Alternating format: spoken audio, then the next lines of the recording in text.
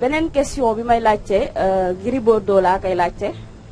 gis nañ seen vidéo yi yéen ñaar seen yi ngeen doon waxante yàgg Balla mais tout le temps même wax ji mooy ñëw Gris Bordeaux du ci Balla donc lañ ko déggaat nañ ko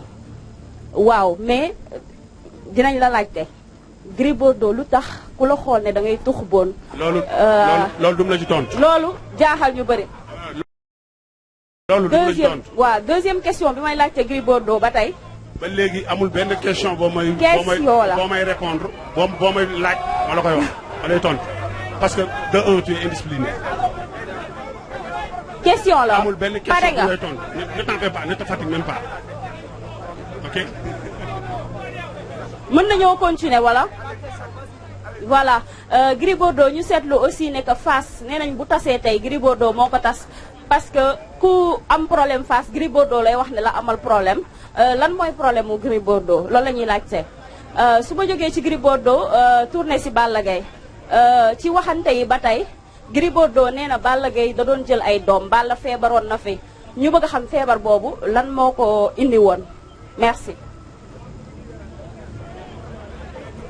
Gris Bordeaux,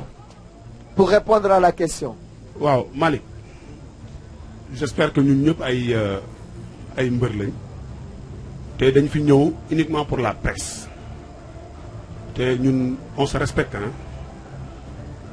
mbër événement bi ñuy def ak nu mu ak dayoo bu mu mën a jël rek fu mu dem rek presse bi moo ko fa yeggal mais on se respecte j'espère que question yi dégg naa ko attentivement mais c'est pas la première fois nga may poser genre question yi et maa ngi ko doon xaar ci yow bettu ma waaye nag benn xamal li ngay laaj rek waaye bul xam lu ñu lay tontu dama bëgg nga résumer ma question yi ma tontu la attentivement benn par benn mooy lan da nga dégg man tux yàmbaa Gris Bordeaux day tux yàmbaa ba ma ko dalee dégg ak léegi barki Cheikhou Tidiane am na boobu sama début carrière la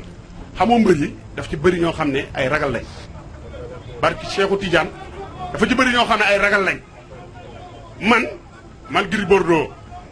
Gris Bordeaux bu nekkee mës naa jël yàmbaa teg ko sama gémmiñ gi yàlla bu ma gisanteeg Cheikhou Tidiane keroog yow ma la xiyaam te loolu waxuma ko pour faire plaisir ak qui compte question yi nga ma posé dama ko bi nga jógee ak sa kanam ku ndaw ji laa xam ni fa nga jëm mais dérangé wu ma mais yamba dañ may wax ni Gris Bordeaux day tux yamba wala day ñëw ci làmb ji def tàkk parce que mbër yi 90% yi